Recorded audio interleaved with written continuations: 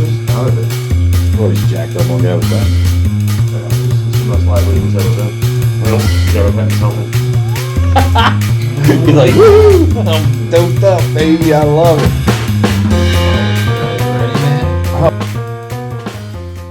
What's going on, everybody? Welcome to Truthaddiction. This is the channel that deals with the disease of addiction and all the ways it manifests itself. I am a recovering addict, and my name is Brian. I suffer from a disease which is incurable, progressive, and sometimes fatal. It can, however, be arrested at some point, and recovery is then possible. So I'm sitting here with these guys right now. I put an ad out on Craigslist, said man seeking men for deep, penetrating recovery talks. And they all contacted me back, and I don't think they read the recovery talks part, but I was like, fuck it, everybody's gay sometimes. So here we are. But anyway, no, in all seriousness, this channel supports everyone's journey in life, regardless of age, race, sexual identity, creed, or their sexual orientation. So I'm going to introduce everybody, starting from my left, going around. This is Jon I, right? Jon I. Jon, you want to tell us how long you've been clean, man?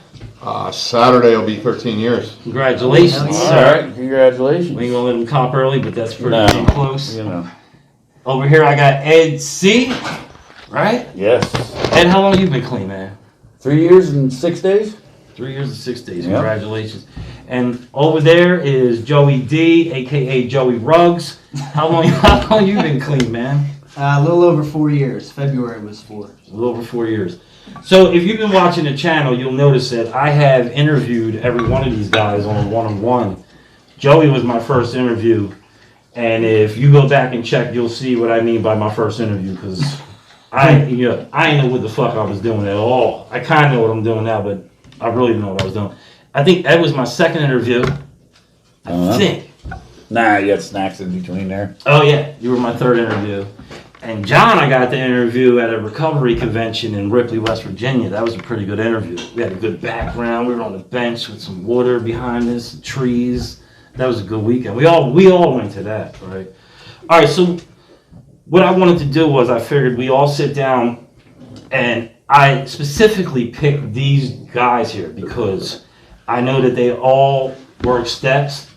I believe we all sponsor somebody. Yep. We all have sponsors. We all have home groups, and we take our recovery pretty fucking serious.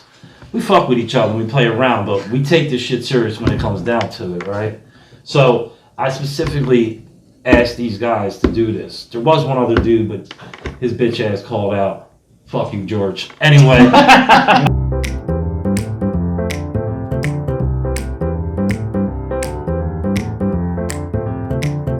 Your first month or two when you got into the rooms of your program, right?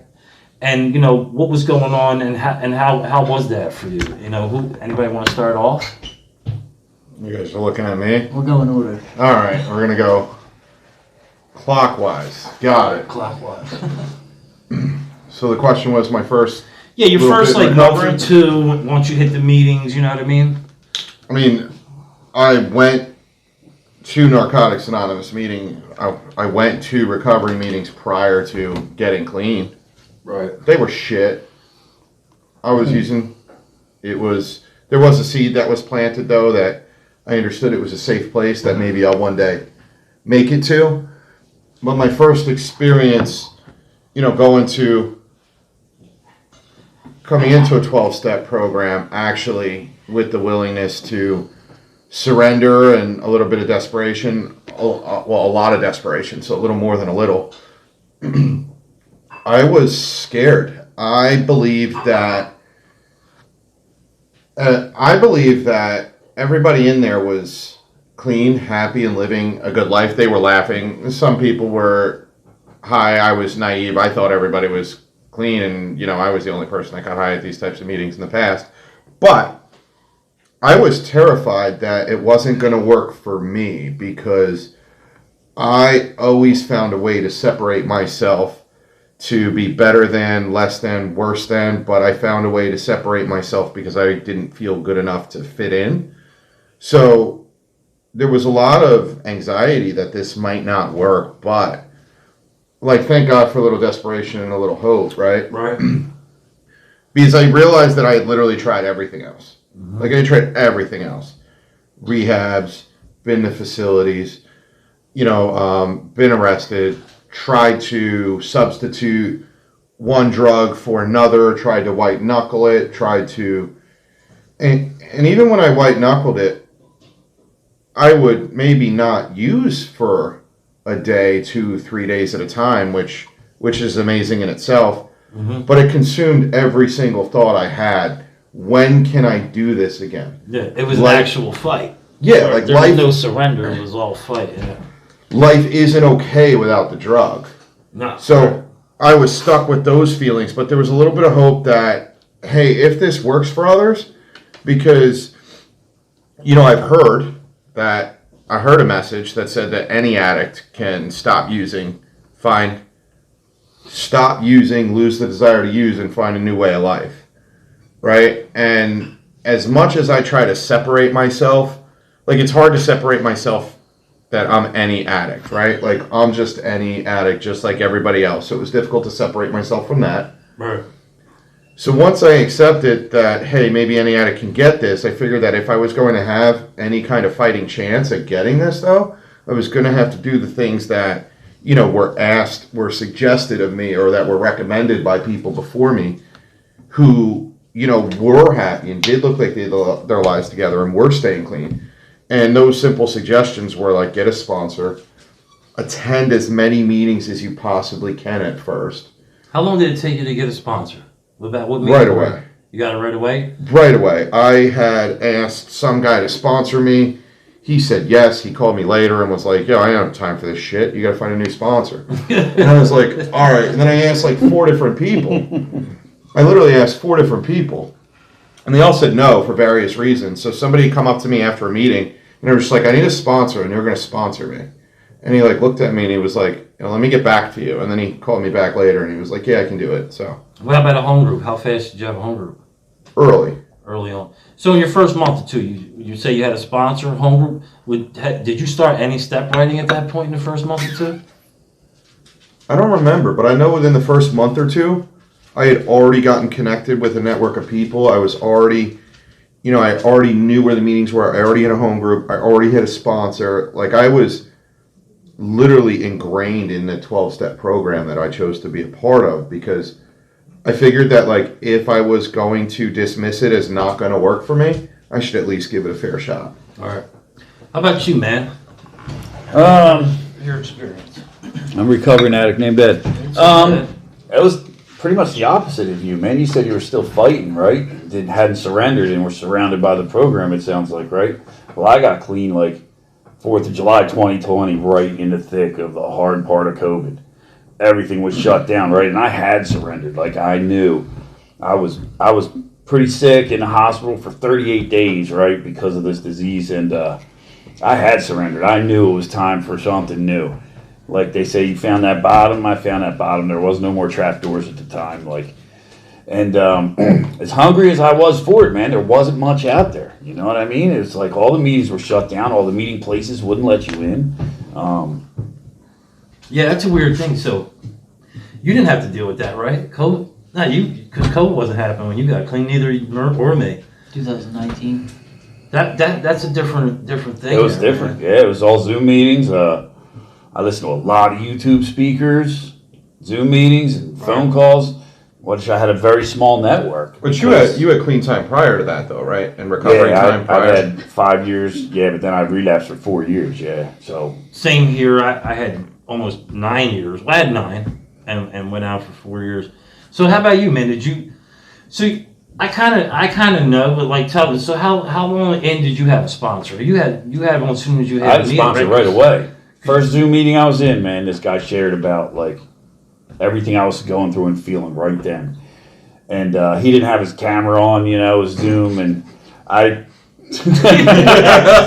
had no idea who this guy was. I just know that what he shared about is what I was feeling and going through at that moment. Right. And the best way. And after the meeting, I got his number in the chat and I called him, and I was hemming and hawing and never even asked him to sponsor me, but he knew what was going on and offered to sponsor me, which thank goodness I didn't have to, because I couldn't get the balls up the desk. You know what I mean? So you had a home group too then, because you were in the Zoom. Was your home group was a Zoom meeting? No, Oh. actually. So there was one meeting open, man. He was the first guy that ever gave me a hug in this program. Okay. And he was at that first meeting I was at. Okay. And Was that Sunday funny, night here we solution? are still. No, it was Monday. New Way in Marshville, Taft and Maple. Ah, And it was like me and him were the only ones in the home group. So I had like 40 days clean, and they're like, here's the keys. I'm like, what are you talking about? Here's the keys.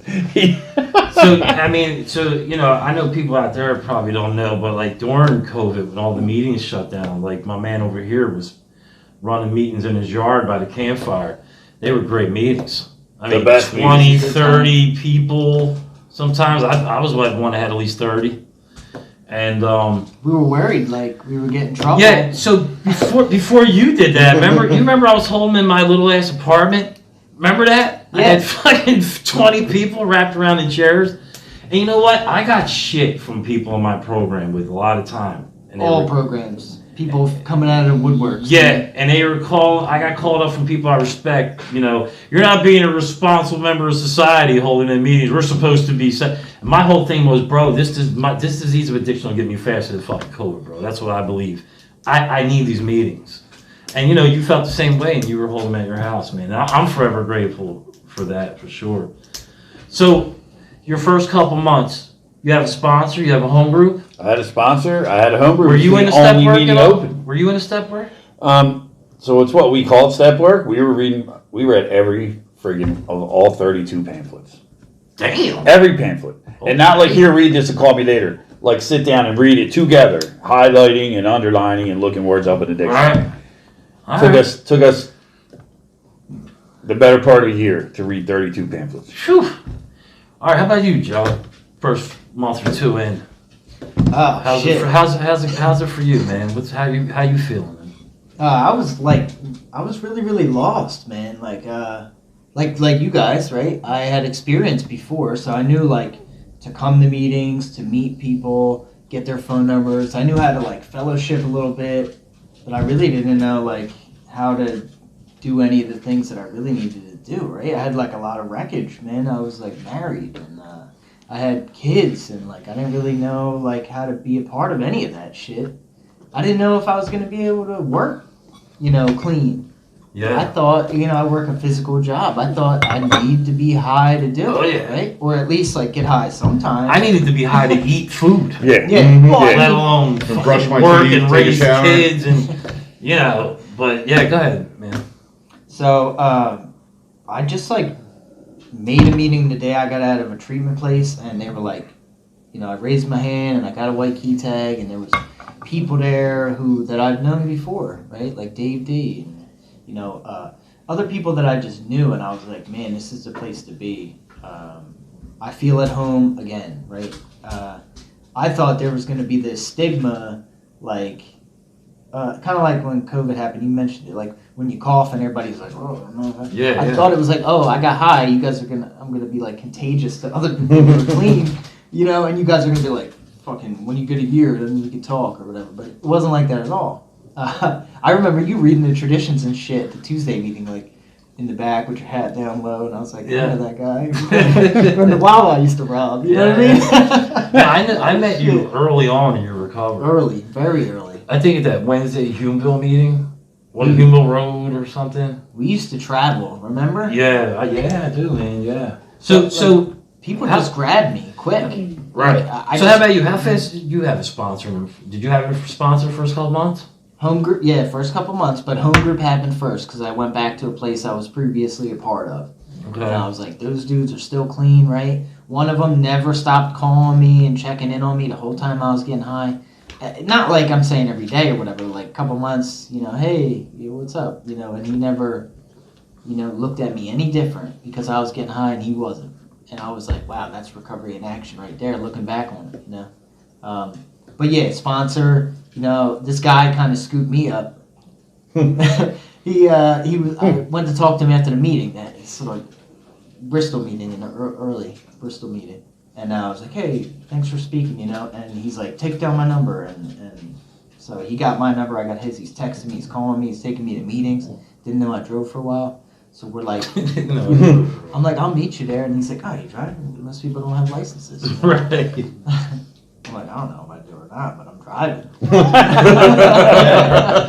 I might. I might not have a license. I'm still Hey. doing it. So you have a home group. You have your first couple months home group sponsor. Within 60 days, yeah. Within I 60, had a are sponsor. you in the steps? Are you? We got involved in step work pretty quick because like he was pretty adamant about that. Like, because at that time I think that he was very in deep, contact with his own sponsor. So like it was like right in the forefront of like, you're new and I'm supposed to help you, but like if you want to be in this sponsorship family and this, if you want to recover, right? This is what we do. We go at the books, Right. And it started with who's an addict, read that, we'll talk about it, all the stuff, the beginning chapters. The reason I really didn't know all this for sure, like let's go, but I have an idea if that's why you guys are as active as you are in your recovery process. And the reason that you are still here, because in the beginning, we did what people said we need to do, the suggestions, desperation was there. Same thing for me. I'm not going to talk a lot about it, but I had a similar situation. I was 9 years clean and then I went out on a fucking vicious 4-year run. So I started my recovery up again when I was in a halfway house. They were letting me out. And as they let me out, I just kept going to meetings on the outside, building my network, because I knew the freedom that was waiting for me from before. You know what I'm saying? But yeah, so the point to that is, if you're looking to get clean and you want to enter recovery, the idea of that is to jump in as fast as you can, grasp that disease concept as fast as you can, and do the things that people have been doing in it that stay clean, what they tell you to do. Get a sponsor, get a home group, get a network of friends, find a God of your understanding, and we stay clean like that, right? Mm-hmm. That's all.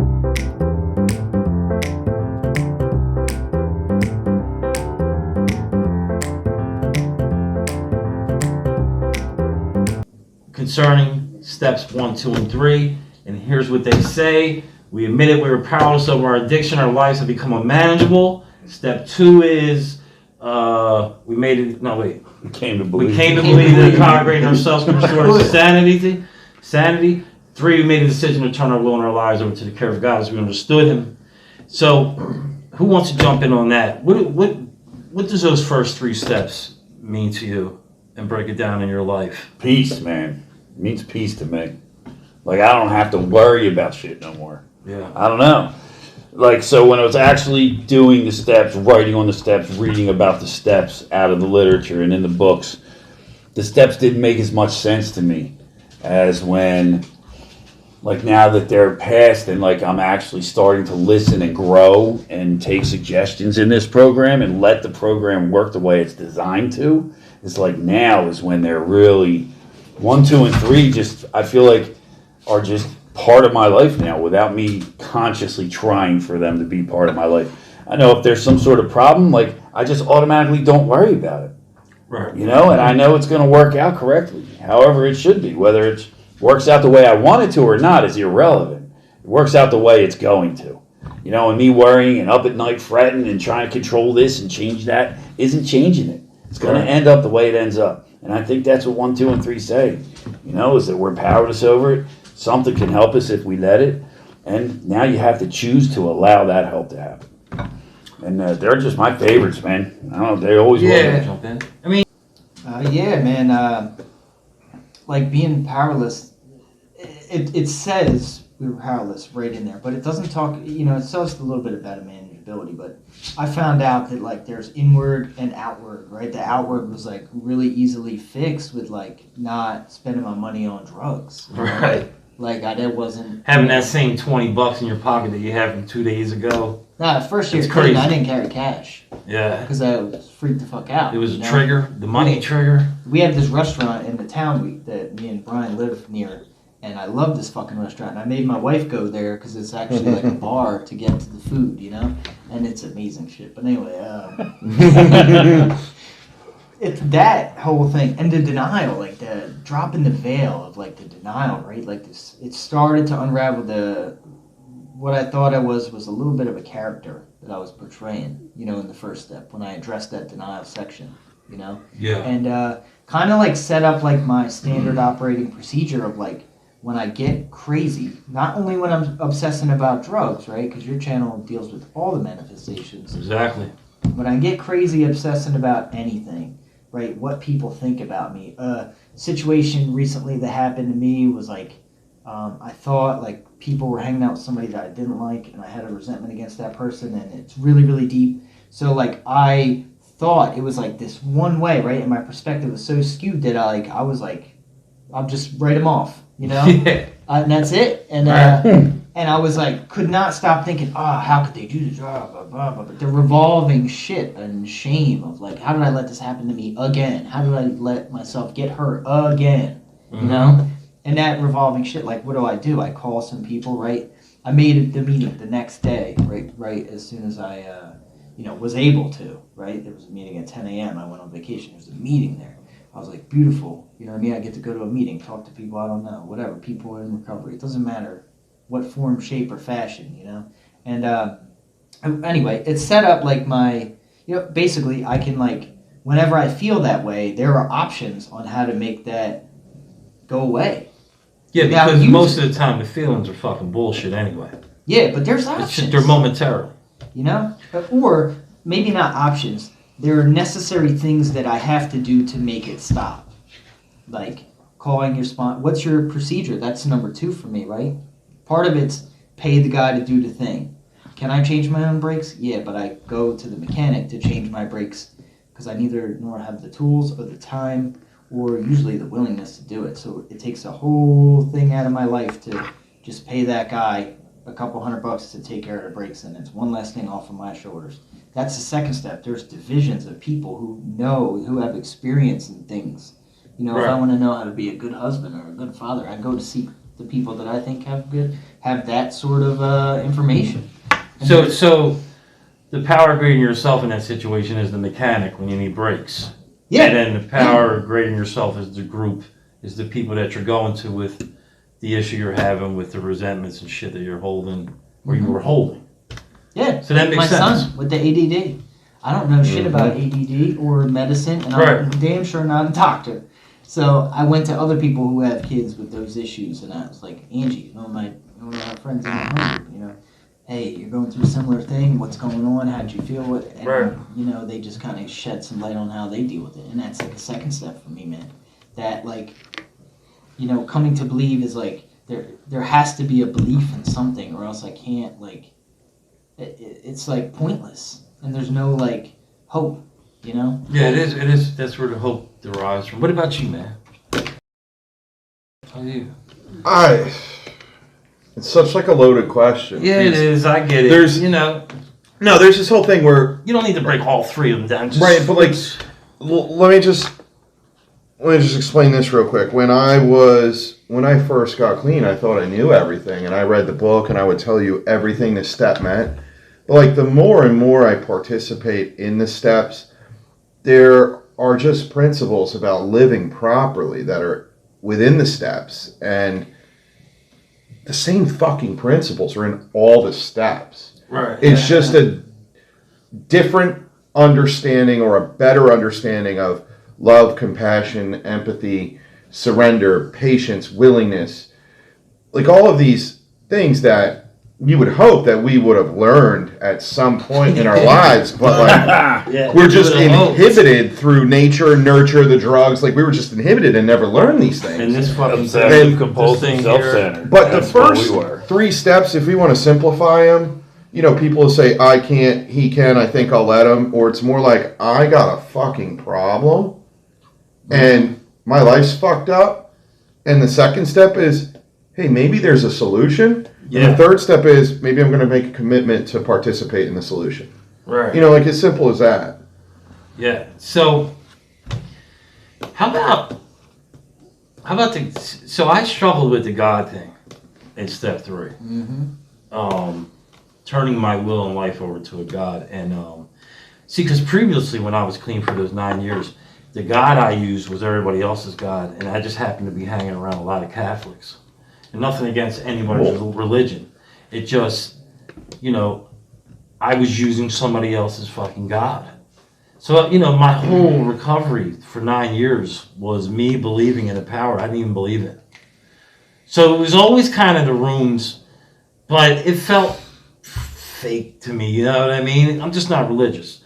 So to me, it was a big turn of events this time when I got clean, when I was able to see that, you know, in our step working guide, in our particular program, and it talks about that your higher power could be the spiritual principles contained in these steps and the group. And I latched on to that. And so, it, you know, for me, it's kind of like, you know. So then, I guess the question is, what did you do to turn your life to the care of those spiritual principles and that love? Like, what action did you take? So I got a sponsor. I got a home group. I did step work. I still do step work. And I, you know, reach out to people on a daily basis. So I basically turned my life and my will over to my program. Over to the care of. To care of the program. The spiritual principles like he was talking of the program, about. So whatever now, you want to say. Right. So now when I'm powerless over a situation, I need the power, what do? I'll call him, call you, call him, my sponsor, and like, hey, this is what I'm going through. And because, you know, we have the benefit of having the only disease that can be talked away as far as I'm concerned. And especially if you're talking to the right motherfucker. Because there's certain shit I can't talk to, quote, normal people about. Because they'll look at me like I'm fucking crazy. Yeah, Right. You know what the fucked up thing about the disease is, though? I can talk it away and I can pray it away for myself, but I can't fucking do it for anybody else. Like, I can't talk away your shit, and I can't pray away. Yeah, you have to participate in the talking away of. No, I get it, but I guess where I'm saying is it's a very individual. It's a very individual like thing, because I want other people to get it, and I want to pray other people's problems away. You know what I mean? And like, you can't do that. Oh yeah, I mean, dude, it frustrates the fuck out of me when I come across somebody. Dude, I just dealt with a sponsee that OD'd. I literally seen this motherfucker gonna die. I literally had him in my house 3 days before, and sat on my couch and said, "Bro, I got a bad feeling you have stepped back, and I feel like you're going to die 3 days later." So I ain't never told a motherfucker he's about to die, and he died. That was the craziest shit ever. And it's frustrating because what you want to do is just put your brain into theirs for a minute and download some shit. But at the end of the day, man, listen. Download some shit. Download some shit. I like it. And, you Some know, people just don't get it, man. They just don't don't get get it. But here's the thing, Ed. They don't have that open-mindedness, honesty, But open-mindedness. here's the thing. We can all come to that day where we won't get it anymore either. Right? We got lucky and we made it. How many fucking times people had said that, like, in school? You're so good. You just have so much potential. You get so much Oh, potential. boy. I hate that. No, really. They Potential keep and holding your shit hand, without like action. but they keep Yeah, all holding kinds your of hand potential. and holding your hand and bringing you to the water over and over. And Yeah. you still look at your own experience. But we like it's hard to step back and be like, my sponsor's always like, B, you gotta let him just be where he's at. Just, you know, it's a rough thing. But here's the thing, what I realized, that fucking relapse I had, man, what it taught me is, man, that any one of us, I don't believe that any one of us at this table can go out and use tomorrow. I don't fucking believe it. Because I know we work a fucking program. But I do think tomorrow could be the day we start being absent from this program. And 1 week without a meeting, 2 weeks without a meeting, 3 weeks without a meeting. Let me not pick up the phone. The process of using could start tomorrow for us. And who knows? You know, I'm thinking if I had to put a number on, I'd say you go about a month or two without a fucking meeting, we're probably in serious fucking danger. If I'm being real. You know what I mean? Or we pick up some other shit to bring that to the We're gonna lead ourselves right into the fucking crack house. Or whatever some your other fucking bitter twist ends is. of whatever that is. You know? Alright, so did you have anything else you wanted to? I was just actually thinking about what you said about the whole God thing and like how it was tough for you and you didn't want to turn it over. One of the things that I experienced was like in a second step, I had no understanding of what a God or even a higher power was. Like no understanding whatsoever. I didn't grow up in a religious household. I didn't grow up in a spiritual household. Like we just didn't talk about. We just didn't talk about it or experience it. But one of the really, really cool things that I dove into was like I got to define characteristics that, like, if there was a God and if there was a higher power, what would I want it to look like? Right. And then not only what would I want it to look like, loving, caring, greater than myself, like, is it something that could actually work in my life? And that was pretty cool. Like, I got to choose it for myself, which was pretty dope. God of your understanding. Yeah. Right. Not God as you understand it, the God of your understanding. There's a difference. You know what I mean? Because God, as I understood him, was a Catholic household. That's what I understood. Good, bad. That wasn't a God of my understanding. It was just God as I understood it to be. Mm-hmm. And there is a difference. You know what I mean? Anyway, let's move on.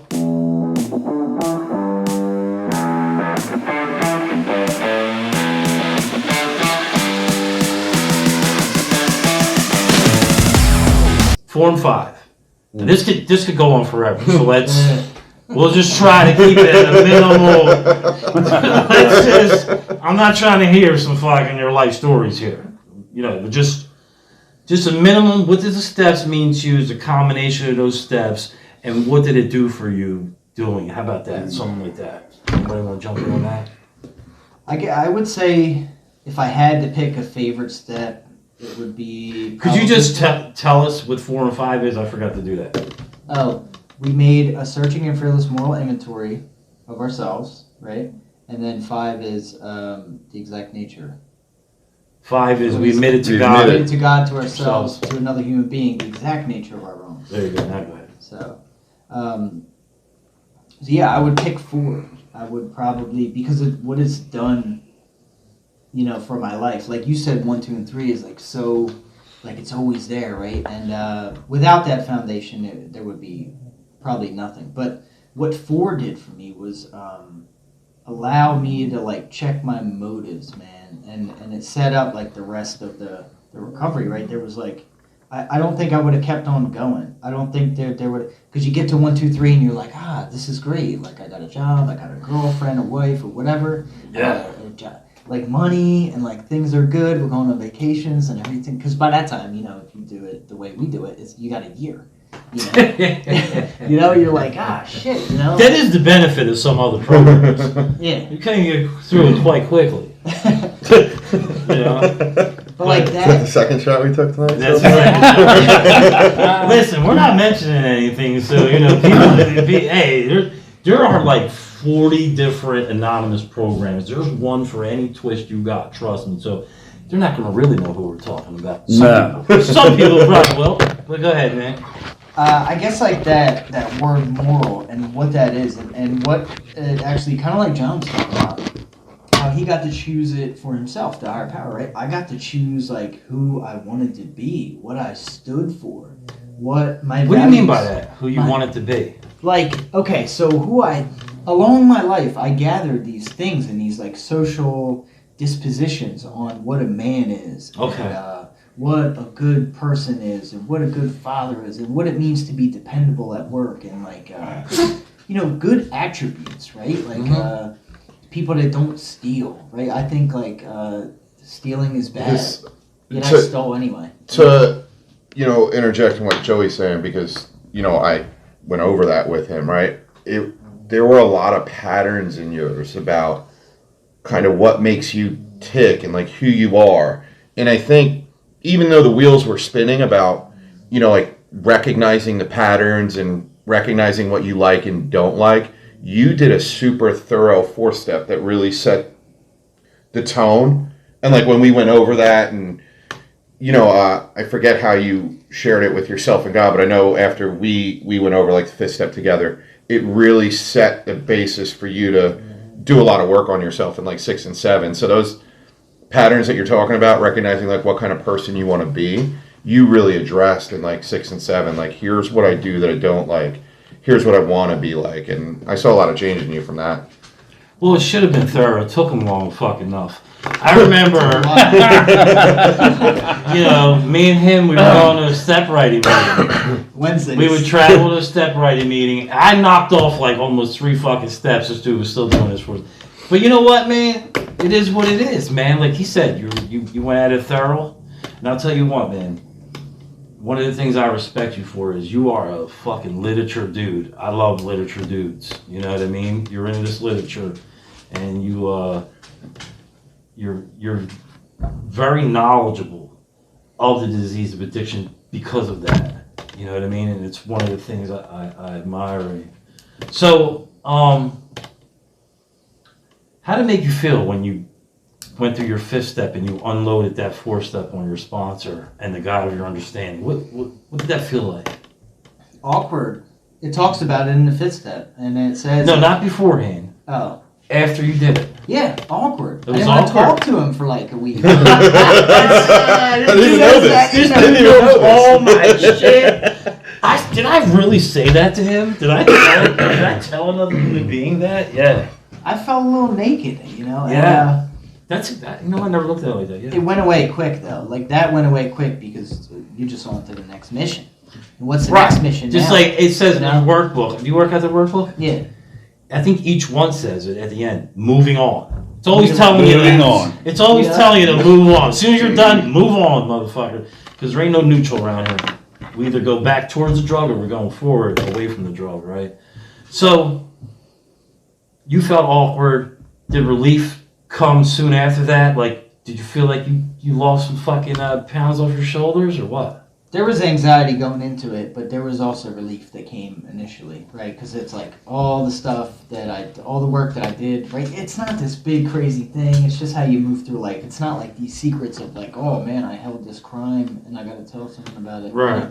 You know, it wasn't like that. It was like really like how I identify feelings and what feeling. And I found out that I didn't. Really But it's to identify any. another dude. It's awkward. Yeah, what does my guilt and shame look like? What's the difference between guilt and shame? Right. Is it real or imagined guilt? Well, there is imagined guilt and shame for sure. All those things. But hold on one second. Go ahead. We did 5 before we actually went over 4. We did 5 like verbally, and Because it's weird in the workbook. the point of that was to kind of get you to come to your own understanding of what the exact nature is, right? These things that are hidden by anger and resentment and loneliness, these other feelings that we lash out with are really like fear-based. I think fear runs the fucking show. It does. Like, seriously. Like, I remember I was in rehab, and this fucking counselor had this, it was a bike wheel. And it had different spokes coming off, and it said different shit. But in the middle was fear. And it was like everything stems off of fear.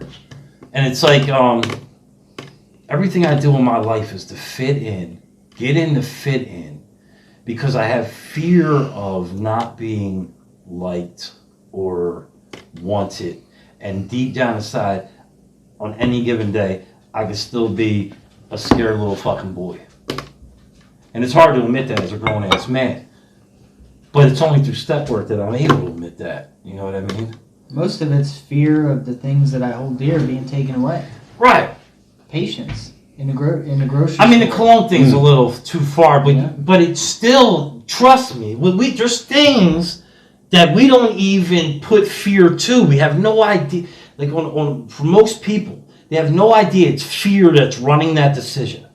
That's why the exact nature is so... Or the non-decision. You know? Or the action. The action or the non-action. I think a lot of it for me was fear of somebody knowing who I actually am. Oh, yeah. Of Like, course. Probably because And myself. Probably because you didn't like I think yourself it's very much. myself Right. being scared to know who I actually was. yeah. You know what I mean? Yeah, Not who the only fuck- like who what the other fuck people wants to see, look at but themselves? what do I see? You know? Yeah. And then a question you'd asked him is like, how did you feel after that 4 and 5, right? So that's like the first time I did that around was in a different fellowship, right? And it was a lot of years ago, before I relapsed. But I did 4. I did it a little more thorough than a lot of people in that fellowship too, I feel. And when we did 5, I was sitting in his armchair and took an hour and a half, maybe 2 hours, and man, I fell asleep. Sitting in this guy's armchair, his 5-year-old kid running around like a nut, like loud, like in no environment to be asleep. And I fell asleep for like 3 or 4 hours. Like, Yeah. I just had like this, I don't know that it was a peace that came over me, but it was just like something wasn't there anymore. Fear. It was probably fear and anger and resentment like wasn't there controlling me anymore. I passed down this chair for hours. That's pretty So, cool. John, real quick, because I don't want to take too much longer on this. What'd you feel like when you dumped that 4-step on your and the 5th step on your sponsor? You know, anticlimactic, to be honest. Really? Yeah, the first time I did that 4-step, now I've done bits and pieces of 4-step since, but the first time I went over that 4-step with my sponsor, I was still really reserved and didn't really have a good understanding. Like, it says a fearless and thorough, honest assessment of yourself and all that, but like,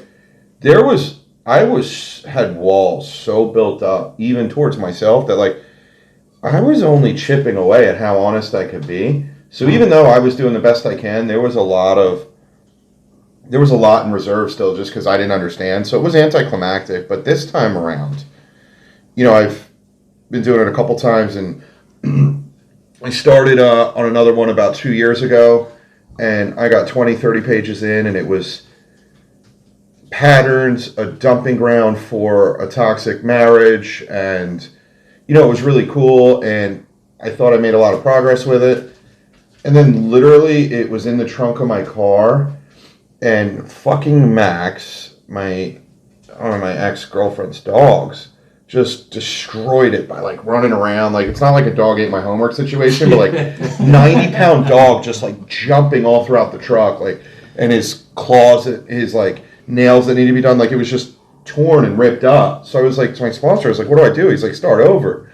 And which is fine, because I got what I needed to get. Like, I remember writing that on like the top of the Grand Canyon and like talking about it and praying about it. And even though, I got to experience admitting some of that and letting it go. And this time around, it's minimal about my ex-wife, which is, this time around it's minimal about my ex-wife and a lot on like who I am and, my family dynamic, childhood, and things like that. So it's like, it's so much deeper, it's so much more thorough this time.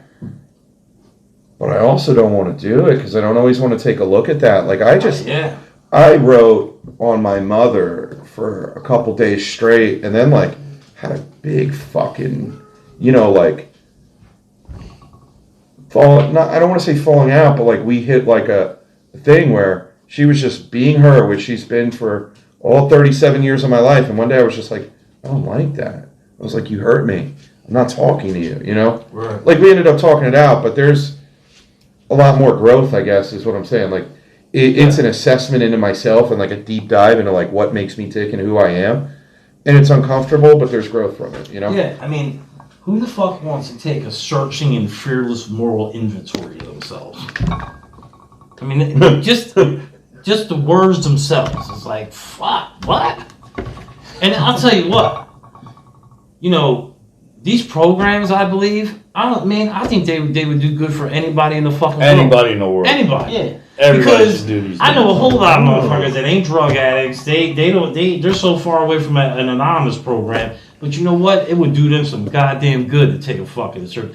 Make people just walk around this world ignorant to the fact of everything the fuck else around the world, or the way they are in this world. Like the people that hold the door and then we don't say thank Oh my God! You're welcome. You know where I work. Yeah. You know where I work. I see some ignorant shit. Well, check this perspective out. I don't think it would work for anybody except us. Really? Yeah, and the reason being, in theory, it would work because there are spiritual principles that are ingrained in us. Like I said, love, compassion, like empathy for others, like just generally like what makes you a good fucking person. But like the basis of what we need to get started is desperation, like God, like a gift of desperation. And not everybody who's been where we are gets to experience that. But I don't think that everybody needs that to start these Yeah, steps. I I think don't know. that's what makes us start these steps, but I think you can decide to do these steps as well. I don't know. I think without the desperation, you're not participating. For I agree, us, but I disagree. but not for normal people, maybe. I agree. And I don't know Here's because why. I'm not normal. Yeah, So I have that's no just my idea. theory. But here's I agree with your theory, and then I disagree with it too. Because here's the reason: the desperation is only needed because I have a brain that wants to kill me, and it doesn't matter, right? So my body needed to kick in to say, bro, you're dying, right? So you have to save your life. And the desperation is there for that. It's the desperation needed for a clarity moment in this disordered ass brain I have. But I think somebody who doesn't have the disorder of that brain, the disease of addiction, I don't see anything wrong with them trying to become more honest, open-minded, and willingness with their life and have the principles in their life. Yeah. Right? So I say it benefits like that. But in a way, you're right. I understand what you're saying. I do understand what you're saying. I think there are a lot of normal people that go on a spiritual path or go on a path to be better people in their own way. Some find like a group to donate their time to. Exactly. Others find religion. Right. But like, it takes a special type of person to participate in what we do, to go to the meetings we do, to have I can only keep going this way by giving back to the newcomer, even though they fucking smell like shit, and even though like I don't feel like taking them to a meeting, I don't feel like buying them a meal after. Like, this step work is my lifeline, and like, if I didn't feel as desperate as I did then, if I don't remember like how broken I was, like, literally being in a fetal position, like throwing up all over myself, like shitting, like those deep, the deep bone aches, like the withdrawal, right? Like, good times, man. If that wasn't with me, like, I don't think I would go on this path. Well, and what you're talking about more is how we identify, because like if this was called Live Life Better Anonymous, it works. It's just the fact that it's either whatever anonymous you're in. We'll just go with the main ones. Powerless over alcohol, powerless over addiction, powerless over cocaine, powerless over gambling, whatever it is. But I think if you just took that out and just was like, hey, come to Live Life Better Anonymous, then it just takes the stigma out of it. Yeah, no, I get it. I guess what I'm saying is we're better at this because the consequences are more severe. Well, so we're better at it than somebody who's just... That's different than what you said, though. Okay. That's different. The desperation makes us better because we rely on this. Other people may choose to want to do it, but they don't rely on it. But the desperation isn't here no more. We're better at it now. Do you forget the desperation? No. I don't forget the desperation. I'm feeling that desperation. The desperation that Dude, Joey was like, I have no friends. Everybody hates me. I'm desperate. And I don't know what, The desperation Joey was like stuck in another state. That was desperation. I was saved another state of mind. I was saved by a short man on a little motorcycle, rolled up and was like, I'm talking about the identification of the desperation of the drug use that brought us into where we're at. If there was never a point, sure, we can become desperate. You know what I mean? Yeah. But what I'm saying is, I'm talking about the identification of the drug use which got us here. Mm-hmm. We didn't come here because lollipops, candy bars, and because shit was great, smoking rocks. I ain't never met anybody yet, who came in, hey, why you here? I don't know, man. I'm smoking rocks. It's all great. I don't even need to be here. Like, it's all, you know what I mean? That doesn't happen. It's usually, I lost everything. Mm-hmm. Nobody wants nothing to do with me. I lost my kid. And that's a gift. Blah, blah, blah. And it is a gift. You're right. All I'm saying is, the program could benefit every fucking individual on our I agree. Can I touch on one thing on the fourth step that nobody talked about? Yeah, go ahead. Because it's the most difficult part for me, because it's a complete inventory of yourself, was finding those assets. Oh, yeah. Because I didn't find any positives in myself at the time. Yeah, I can tell you I'm a piece of shit, but I was great at that. Like, I did this, and I am a liar and a thief and an asshole and don't care about nobody.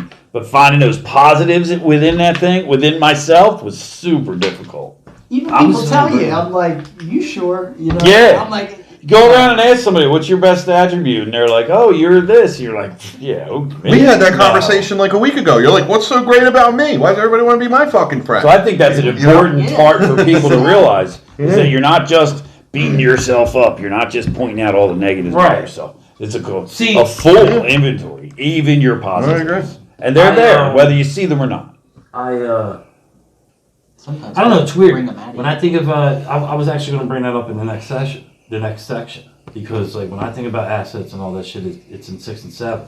But I mean, I guess I guess, I mean, that's where we actually write a list, right? We need to find our assets and things we think are our assets, but they're not. Well, for Similar. our inventory, assets are part of our Similar, inventory. right? Assets are definitely part of your inventory. Yeah. Still relating that to defects being personality traits in general, Right. depending on how we use Yeah. it or how Can they I- get used. I think to when I use was us. on a 6 or 7, my sponsor actually made me go ask people, hey, what's one of my assets? And we literally asked people that. See, I did that on the 4th. You did it on the 4th. Yeah, me too. After I read On it the for 4th. myself, Yeah, I had yeah, to go. Can I ask the real question though? Yeah, good. Whose sponsor actually made them read their 4-step to them in front of a mirror naked? Nah. You know, like I hear that all the time. They're like, your sponsor didn't do We this. met that guy at the convention. He was there, that guy. That shit ain't happen, man. Hey, listen. If your sponsor's making you read your 4-step naked, And having you record it and send it to them. you unless you like it. I might like it. Unless you like it. Maybe That's- naked's the only way you'll see I your had a assets. friend of mine. You Right? call that little thing an He was asset. going over his 4-step and he had some like some stuff in there about sexuality, and his sponsor was like, "Oh, what would you do if I did this to you?" Yeah, but I'll He punch was you in your Oh, that's fucking not mouth. good. No, it Wow. like it ruined him for a long time. Like, Yeah. Oh, I he bet. stayed clean, but like that's the shit. We gotta. That's worry not about. okay. We're going in 6 I and know- 7. I we're know talking a about dude- humanity, right? Like people's. Yeah. You know, some people are just human. Dude, we're not all good people here. No. No. that's all- No. I mean, hey, I'm not, Can you say we're not listen. good all the time? We're not good all the time. Or all the No, time. I mean, but Yeah. some of us are fucked up. Yeah. There's I've met some. Some of the people are all the time not good. all the time not good. I met some. No, it's real. It's life. There's a few bad eggs in every fucking. Absolutely. You know what I'm dozen, saying? you know? Like, listen, I'm fruity as they come. I'm fucking shut the fuck out on any given day. But I've met some sick individuals. Sick. Sick. And you know, you just gotta find your way. It's like anything else in life. You just gotta maneuver your way through. You know, I don't want to put it out there like everybody in these programs are fucking saints and they're all about that, man. They're, just, 'cause they're not. Run from those people. Right. So if you ever have a sponsor that wants you to do step work naked, just fucking find another sponsor. Like it That's says, the story. I think it's in the guiding principles when we do our traditions thing. It says, find your own wild, weird tribe in this family, or find this little family or your own. Oh, I remember that section wild about tribe. finding your tribe. Yeah, something like that. Like find your little people who All right. get you. So You know. let's move on.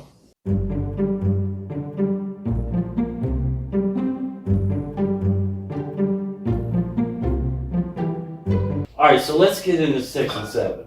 All right. Step 6 is we were entirely ready to have God remove all these defects of character. Step 7 is we humbly ask Him to remove our shortcomings. Oh, true. Would anyone like to jump in and we'll kind of just touch a little bit on the combo with them both, keep them both in perspective here, and what it did for you, the process for you with that. Anybody want to go?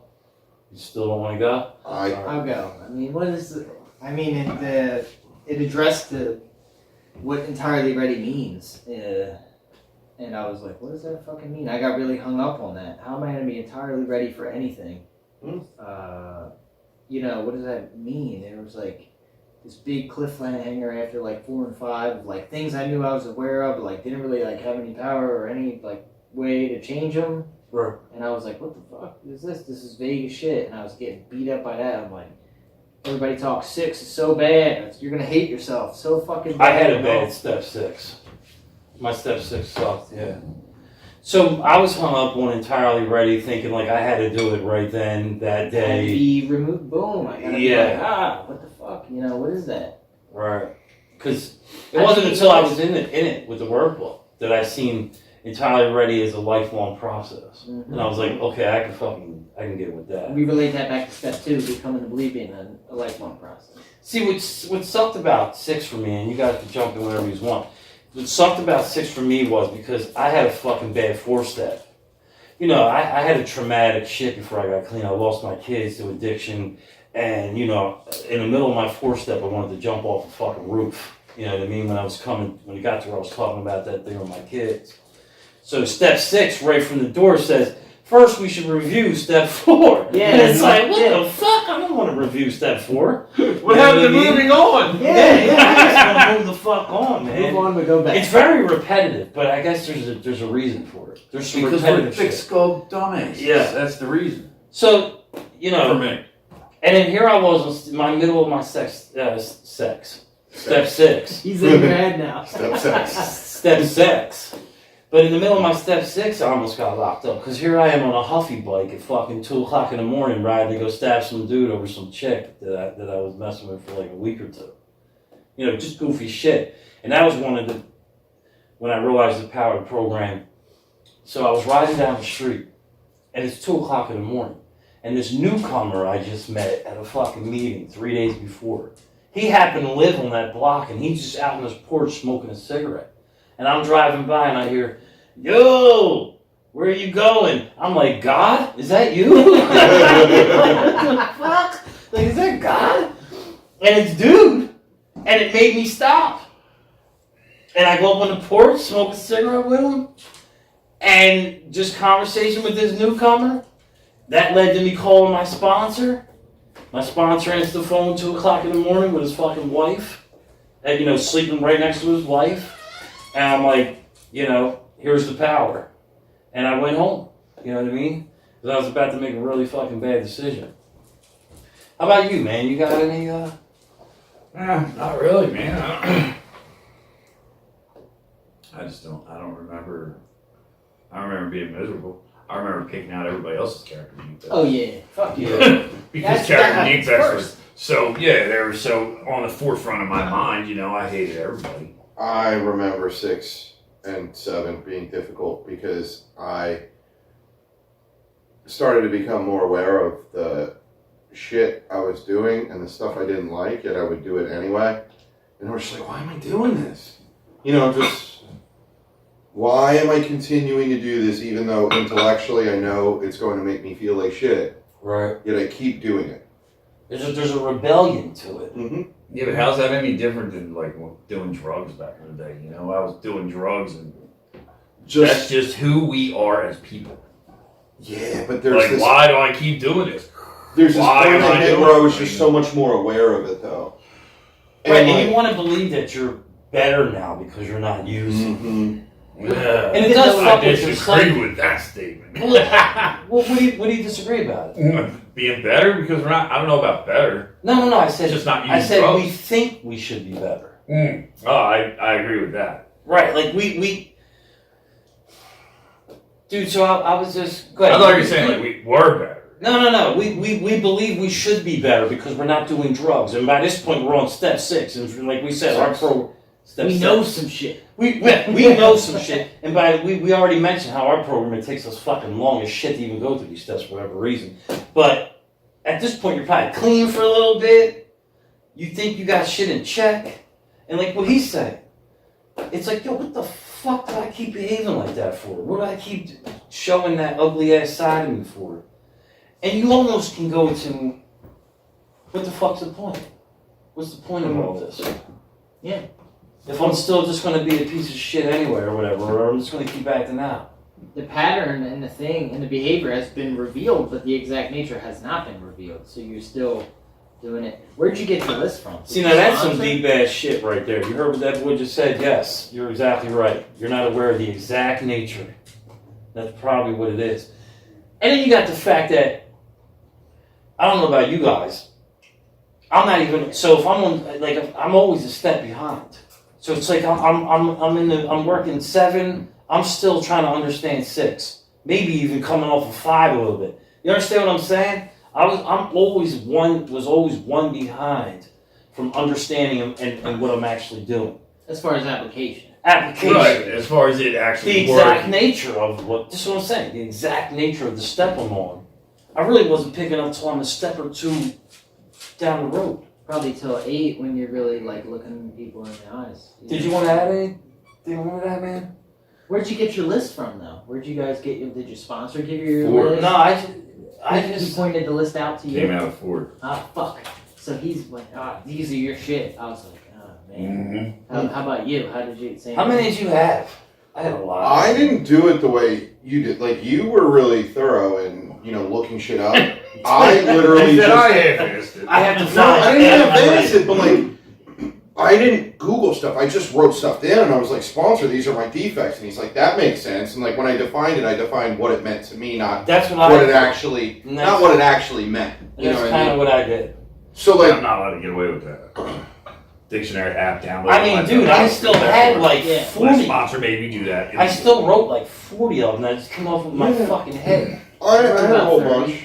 Then you Right. fucking added more. Make sure dishonesty's on there. And then, whatever I Because said. you're a lying motherfucker. Here's I went through 192 of them to see what the fuck. Did you experience I don't know what this? they are. I experienced this where I actually, some of the things I had written as a defect they were an asset. Yeah. And it was an opposite thing. Such as? Well, okay, so I look at caring about people, right? And I will look at that as people pleasing. But what I was looking at people pleasing was actually being a good member of fucking society and loving another human being. But then there was an actual like people pleasing where I had as an asset, but that was not an asset. You understand? You get what I'm saying? I think so. There was a couple instances where I had things. Dude, I rebelled, man. Listen, we all, during our active addiction, we learn to lie really good and manipulate, con, right? So I always justify in my step work as little lies I would say is, I'm just being an entertainer. Like, I still caught myself doing things like, I'll just give you a fucking example. Like, let's say I'm telling Joey, hey, the story was this. Hey, Joe, I went to the store, I got a gallon of milk and a loaf of bread, and then I came home. Well, that story's too boring. So it's, hey, Joe, on the way to the store to get the loaf of bread, I stopped an armed robbery in progress. And then I got the milk, and then I came home. Or you're saying, yo, did you see that new movie that just came out, man? And I'm like, yeah, man, it's a great movie. I never seen the fucking movie. And I'm just, you know what I'm trying to say? I had this like weird thing when I was a kid, and even in like high school where This like, is we were clean, hanging out. Embellishments. Embellishments. Right. I probably did this clean at first too, but it was like this weird thing where like if I didn't want to be somewhere, I couldn't just say I'm not having fun. I'm gonna go home. I had to be like I'm gonna leave because I've got this really cool thing to do. Right. Like it's a perfect example. you're not gonna participate in it, but I have this awesome thing to do, and then I just fucking go home and stare at my wall. Right. Like, yeah, this is really fucking cool. It's still a lie. Yeah, I couldn't just admit that like I didn't want to be there anymore. I don't know. Right. It's just weird stuff that we do. Right. So that's a defect, and you might look at that as an asset as, well, I'm just not hurting their feelings. I don't want them to I don't want them to let them know their party, whatever the fuck they're doing is boring. Yeah, but I told him I was doing something even cooler. Down. I mean, that's true. Where I was going. But then, I think after 6 and 7, just like kind of after 4 and 5, like he says, anticlimactic, right? I think it's kind of like disappointing because I think like we feel like this is supposed to cure us when really all these things are still present and everything. We're still the same people. We might be getting a little better, but I think that's the whole point of this. Is just to get a little better each time, a little better with each step, a little better with each time through the steps. A little better with each YouTube video we do. A little better with each guy we help sponsor. right. So you go into 7, and we're talking about having God remove all these defects of character, right? Shortcomings. I'm sorry. Well, asked Him to remove our shortcomings. Now, Humbly, have to. humbly, yes. We didn't talk about willing them away to no avail and all that. Right. And we didn't even talk about the state of humbleness that step 6 puts you in to go into 7. Yeah. Because me and him I think we were talking about this not too long ago, and we were texting back and forth. He texted me this deep ass shit in the morning, whatever, and I tried to come back at him and shit, and I hit him. Some of them get interesting. I hit him with something. I can't remember what I said to him, but I was basically like, hey, if you want to find the things that you need to fix about yourself, go find somebody that you can't stand and look at yourself. And whatever you see in them that you don't like, probably something you need to work on in yourself. Something in that realm, I said. It was pretty fucking That was more deep succinct, for but yeah. 6 o'clock in the morning. But I believe that. I believe. Or mirrors? Yeah, we see our defects in other Right. people, and that's why I we think don't that like everybody out there, go find somebody you can't stand, and I guarantee you, that. You're more liked than you'll ever fucking there's some. be. It's because there's something in them. It might not be transpiring the same way, but the exact nature is the same, and it bugs you out, and it makes you mad. Delicious. You know what I'm saying? And it makes you angry. So, John, what do you got to say about that? I was just thinking about what it means to humbly ask. Does that mean I have to sit in front of a mirror naked and ask? It's probably the only authentic way to do it. All right, cool. You must be naked. But so, as somebody who's not religious, I have a problem with the word him. I mean, you guys know I don't pull any fucking half measures here. So I have to do mental gymnastics. Yeah. To get around that. Me too. I don't have that. Which I don't mind. I still go with the lingo, dude. Whatever. It doesn't matter. because But it doesn't matter. yeah, it doesn't matter. So I kind of look at it like in due time, I will have a great deal of shortcomings removed from the process that I'm in through step work, sponsor, home group, all that shit. And that's kind of how I look at the step.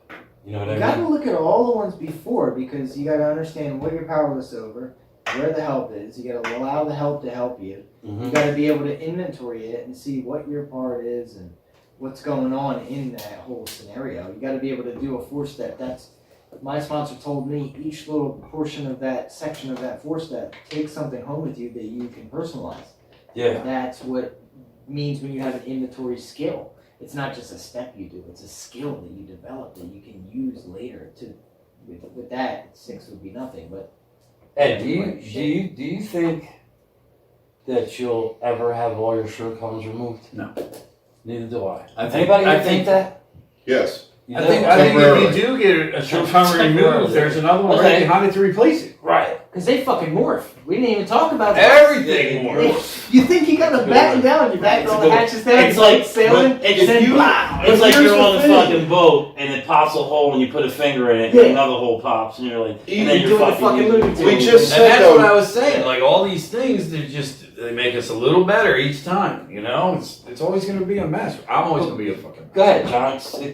No, you said, are they ever going to be removed? And like, are we ever going to be cured?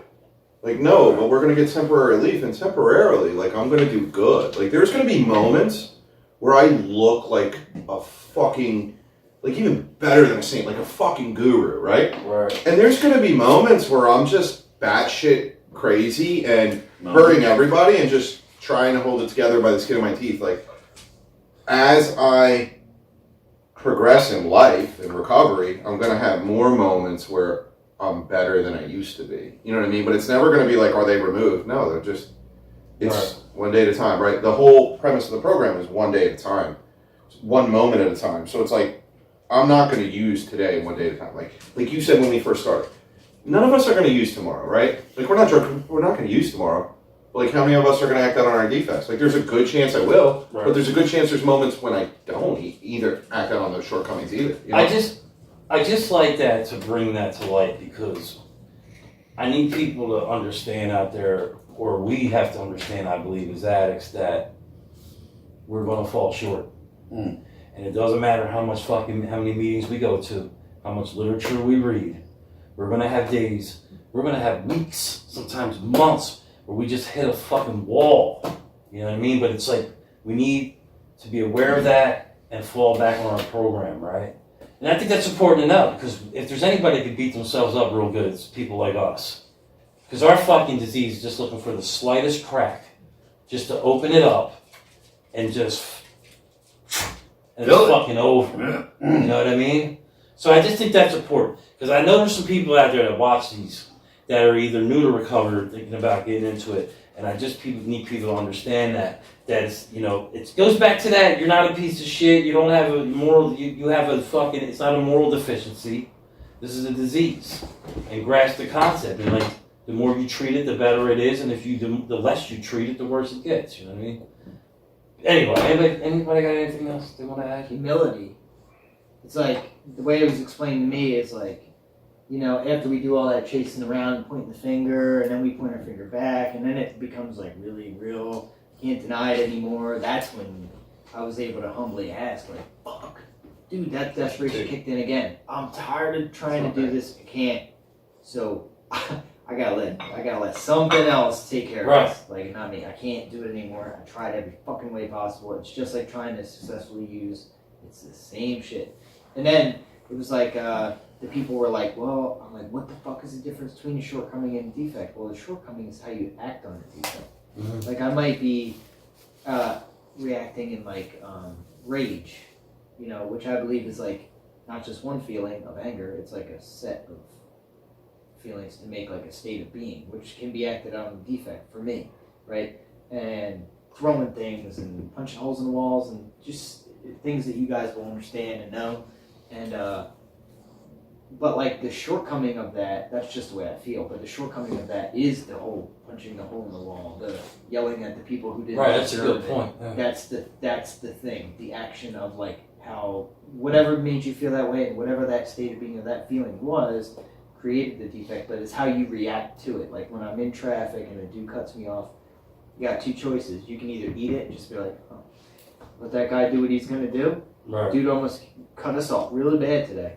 Or I could follow him and throw fucking bottles and pennies and shit. That's, do that. You know what I mean? Yeah. But like, what are he recommends that. Yeah, I recommend that route. Playing the tape out from that means jails, institutions, or maybe death by, you know, the same shit. It's all relative, man. And going by what you said before that, you know, I learned early on, you gotta learn how to be humble or you'll get humiliated. It's 30%. You know what I mean? Understanding people are flawed as well, and the ones that you hold dear and you call friends, you let them slide on some shit. You may have to let them know some shit, but you don't fucking just write them off. You work on the relationship, and then, you know, that will help you. It helped me like build relationships and stay a fucking adult. The other 30% is not being a dick when they are flawed, like I was saying, to other people, right? And then the last 30 whatever so percent is like giving yourself a break and understand that you're human and you're flawed. That was like the essence of humility for me. Right? So 6 to 7 allows us to accept people as they are. I still judge people, but I come off it way faster than I did before this process. Mm-hmm. And I'm able to step back and go, dude, you know, you're just as fucking whacked as that dude probably. Brian, or more. That humility, like you were saying. So like you were saying earlier, you were like always a step behind. Like it wasn't until the next step that you started really understanding the previous step you'd worked, right? That humility, like I didn't get it. Like, so my first amends in the 9th step, like I'll tell you that story when we get there. That's when I really got humility. You know what I mean? That's the first time like I really understood and accepted humility to my core. Mm-hmm. All right, so we're about to go there now.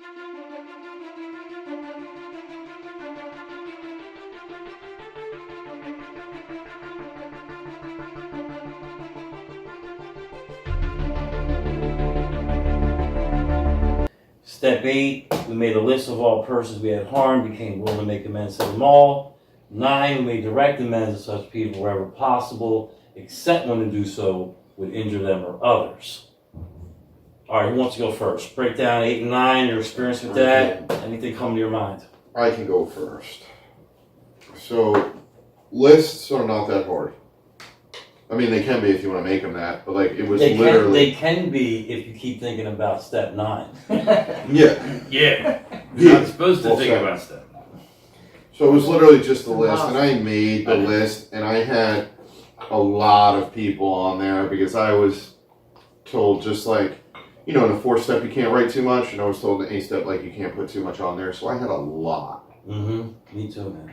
And by the time we got on 9, you know, my sponsor had crossed off half of them. He was like, yeah. Just drug dealer, like, you beat him, like, you don't owe him money. Like, why are you going to, you know, go to somebody you beat for drugs and pay them? Like, that's not going to do him or society any good. You know what I mean? Yeah.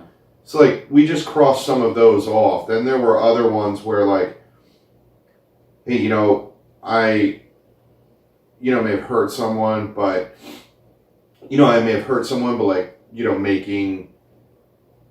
going up to them is just awkward, weird. So it's just be a better person, right? Like there was a theme of just, hey, do better, be better. But the biggest things for me was just my family. 'Cause my family dynamic was always really fucked up. And, you know, I don't have a family that's very present, nurturing, or, you know, but part of that's like on me. Like I didn't participate in this either. So a lot of these amends were, you know, make the direct amends, own my part, let them know that like, hey, I was going through some trouble, but to carry that on going forward is, you know, make a decision to call them. They're not going to call me because that's not how my family operates, but I can choose to call them. I can choose to participate. But there really weren't a whole lot of direct amends on mine. More was just indirect, treat women better, you know, which again I'm living now as a result of this divorce. Like it's, you know, treat my sexual partner, treat my relationship partners better. You know what I mean? I don't know. It's more about just acting better, I guess. Right. Yeah. I totally get that. You got anything you want to add to that, man? What, you just talking about something. Yeah, 8 and 9, like that humility piece, you know, that's making my first amends to my mom is like,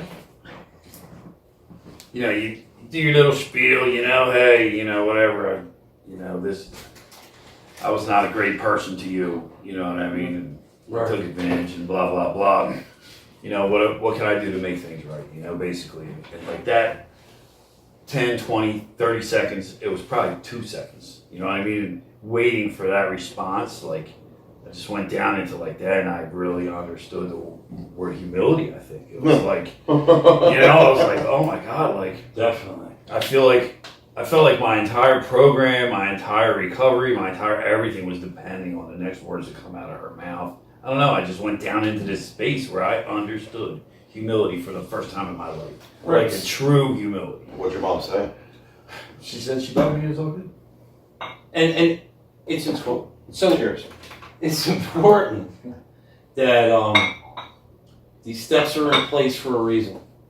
And especially in our particular program, it takes a little bit to get to this fucking step.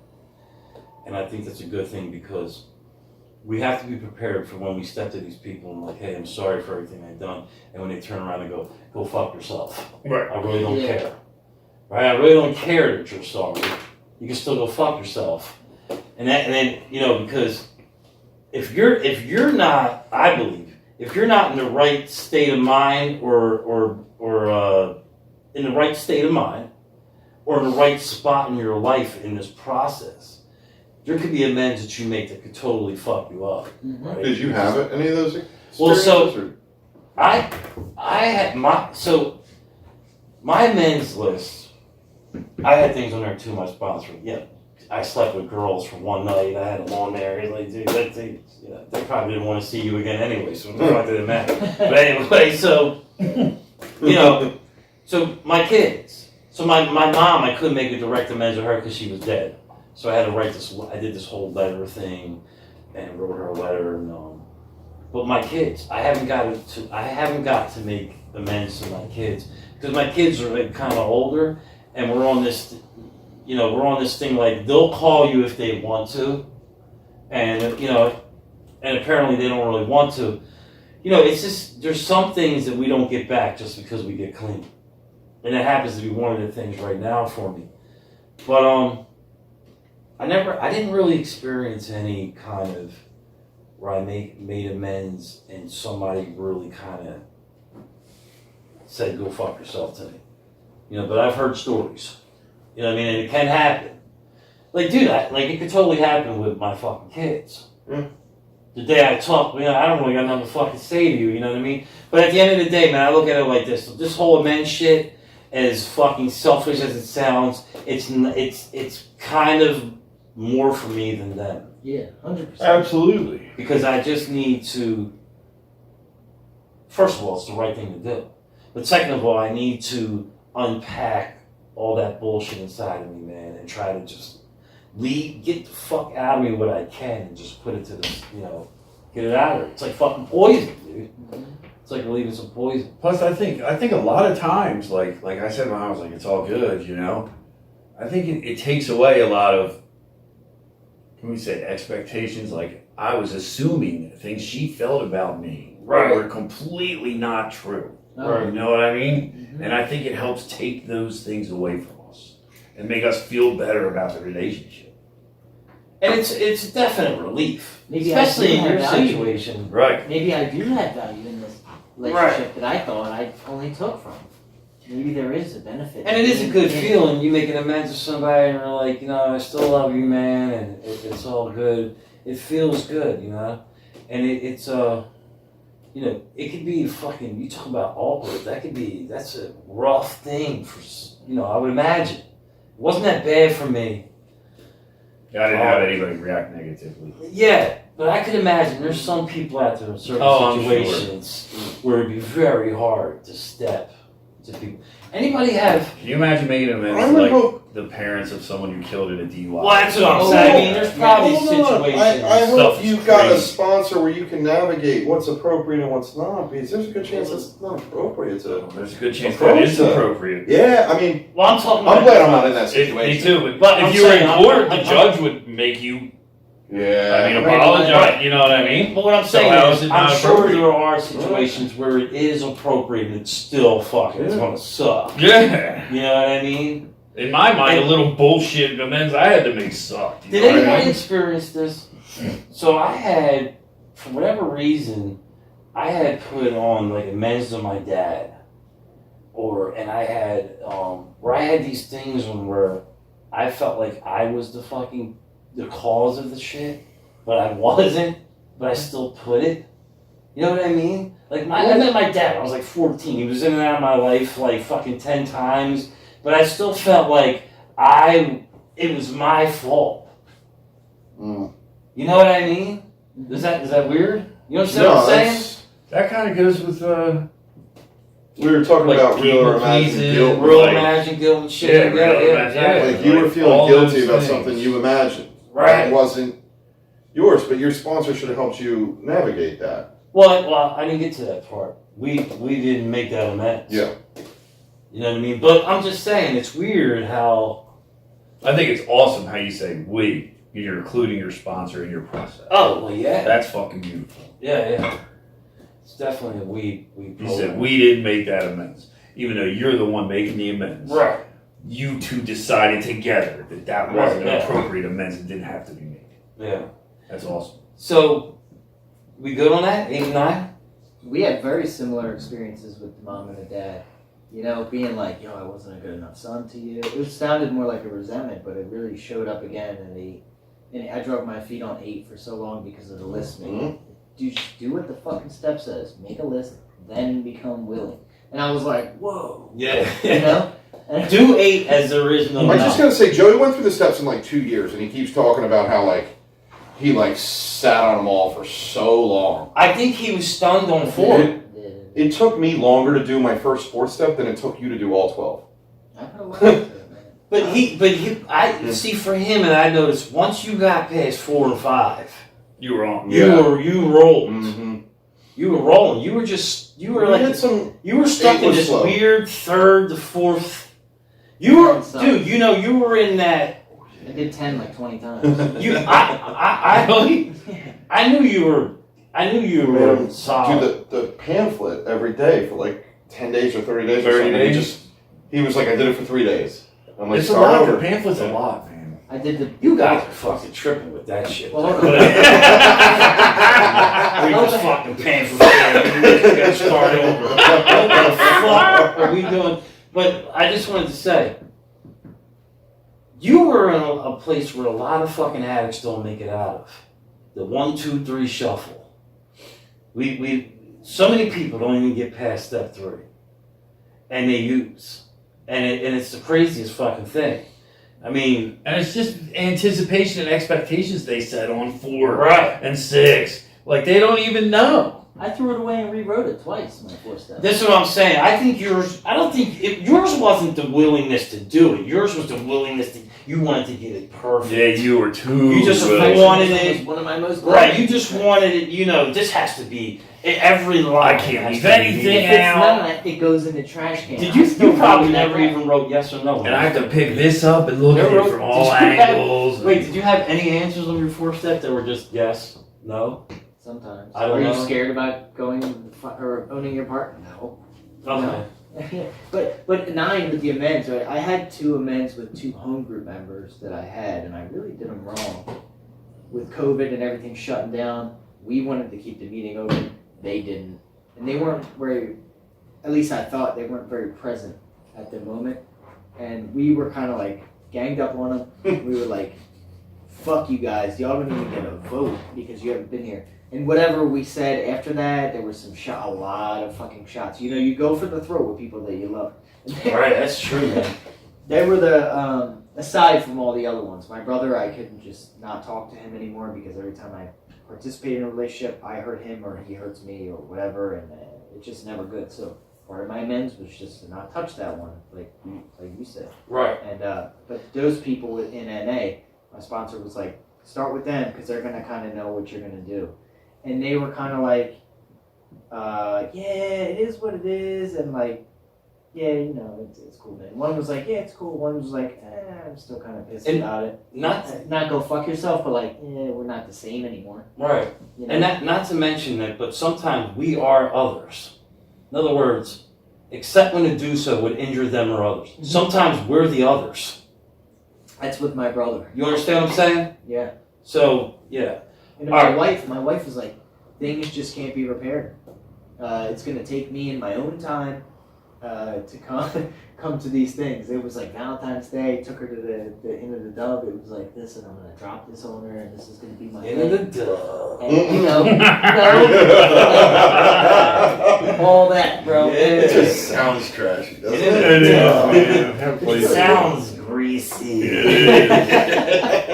I love that greasy. Yo, look That at how one was far a Joey's bummer. came. At first it was on taking Kayla to the end of the dub, and now we're going to, Florida all over, private Right, cabanas. yeah. But that one wasn't well received. Like 2 of those, where it wasn't so much go fuck yourself, but it was like what you did caused irreparable harm, and nothing that you do can fix it. Right. You know what I'm saying? That was the moral of that story. Yeah, but like we said earlier, the amends aren't always to fix things or whatever. Well, that's To what you help want. you deal with it. Yeah. That's what you want, but it's not what it's designed Yeah, I for. guess that's That's where I found It's- my humility. you ultimately Damn. want to be I did the forgiven best I because could. you know what I mean. You want Still to didn't work. you want to forgive because you want to be forgiven ultimately. You know. So, all right, let's move on.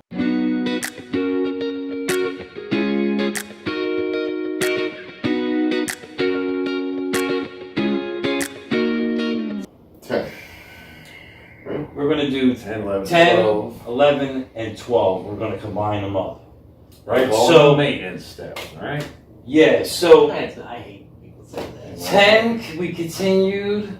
Is that 10? Continue to take Continue to take personal personal Personal inventory, we were wrong, promptly admitted it. 11, we saw through prayer and meditation to improve our conscious contact with God as we understood Him.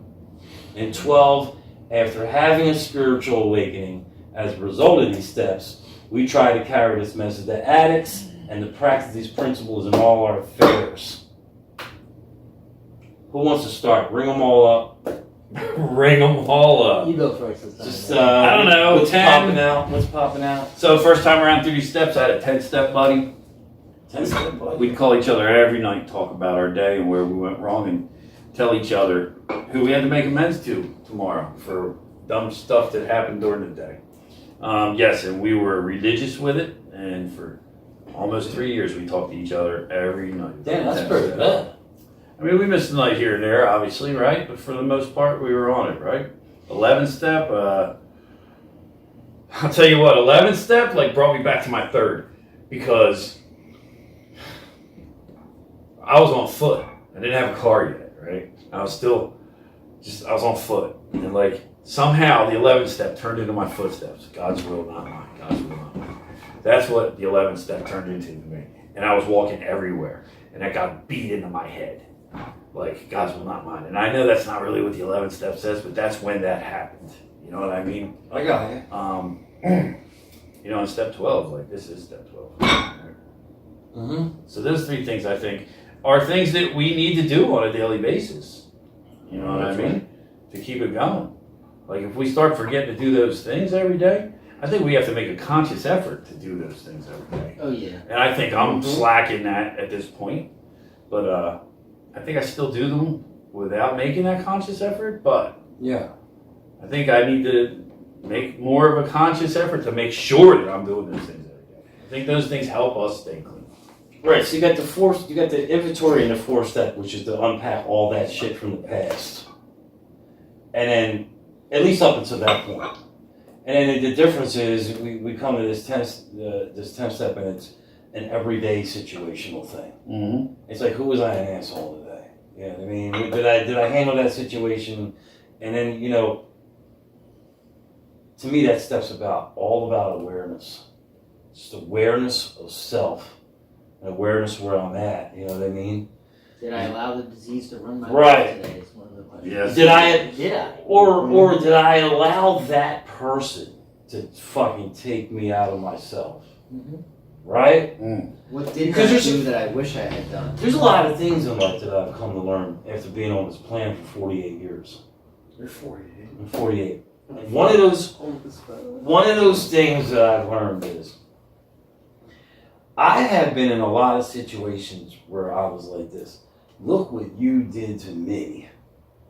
But really, it was look what I let you do to me. Yeah. You know what I'm saying? Mm-hmm. And that includes false realities. Mm-hmm. It's like false eyewitness testimony. Revisionist history. We actually, the brain, actually makes false fucking memories. Mm-hmm. I guarantee you there's something that we've all encountered in our past with a certain individual, whatever, a certain situation. And we, in our brains, we believe it happened this way, but it didn't. I agree. We were wrong. Perspective. Perspective. Anybody got anything they want to add? Say something? No, 10 for me was interesting. I would wake up early because I'm an early bird. The rest of my family wasn't. I would sit at the table. That was my spot, like kind of where Joey's sitting, and I would just get coffee, get the little notebook out, answer the questions, and most of the patterns and the themes I noticed was just me needing to be better to my wife and stepkids, but like it says when we're wrong, promptly admitted it. It wasn't good to just like I couldn't just say sorry each time because usually I found spots where I could have done better no matter what. So it was just try to be better that day, you know what I mean? And then after that, right, there was like actually before that, there was like a stretching and like yoga routine that I would do before anybody was up and the dogs were running around. So that was super cool and that like helped center me. And I don't know, 12 step is like Ed said, I mean, we're here now. I don't know, 12 step is, I've had many awakenings, right? Like, Right. my spirit is different than when I started this process, but like, the only way it's going to stay in a good place is if I continue to like show up for my recovery and like help new people and like give back to the fellowship that gave me what I got, you know? I remember being in a meeting, like one of my first meetings years ago, and looking up at those steps. And you know, they have the big steps tradition thing on the wall. Mm-hmm. I remember looking at them steps before I was even getting into them. And I'm reading them all, and I see 12, and it says, after having a spiritual awakening, it's always that. And you know, you just go like, wow, so if I do this 1, 2, 3, all the way to 12, I'm on another spiritual plane, I'm a great person now, I have no faults. You know what I mean?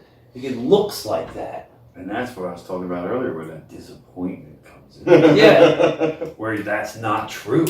Right. It's like he said, it's like these little spiritual awakenings along the way. Mm-hmm. Don't you want the easy way out? Well, of course. With everything. That's funny. Like, that's just the way we think, I feel like. So, I'll be the first one to say, I don't practice these principles in all my affairs. Not all the time, Not all the time. but sometimes. I'll tell you what, my number one fucking thing right now is we were just talking about it off camera, is food. I am not practicing these principles when it comes to this fucking food, right? I'm literally probably killing myself with food. You know? Are they practical all the time? Sometimes you need to. Well, I'm not being honest with myself. I'm in denial. I'm not Most of the time. about the calorie intake I have to have. I mean, you know, you name the spiritual principle. He ate a I'm Big Mac fucking for doing dinner, and opposite. he wrote salad on his little notebook. So that's my thing right now, right? And if I'm being honest, and you know, we don't have to call Jon out on his masturbation, but I'll talk about mine. 3-4 times a day. So I was on a fucking porn masturbating kick, dude. It's crazy, and fucking. And all the two-faced, I can't wait to get home. Stand there with a, I would do shit with the lotion. You like, dump the water here. over your head? No, this is the lotion. I would do tricks with the lotion. But anyway. It just got really weird. So, what I'm saying is, you know, I have used this program for things though like that. And, you know, online gaming. So, you know, like I was telling these guys earlier, I'm happy to say, you know, I haven't gambled in 8 months, and I haven't watched porn. I have jerked off, but it ain't nothing. It's like once a week. I got really good with it.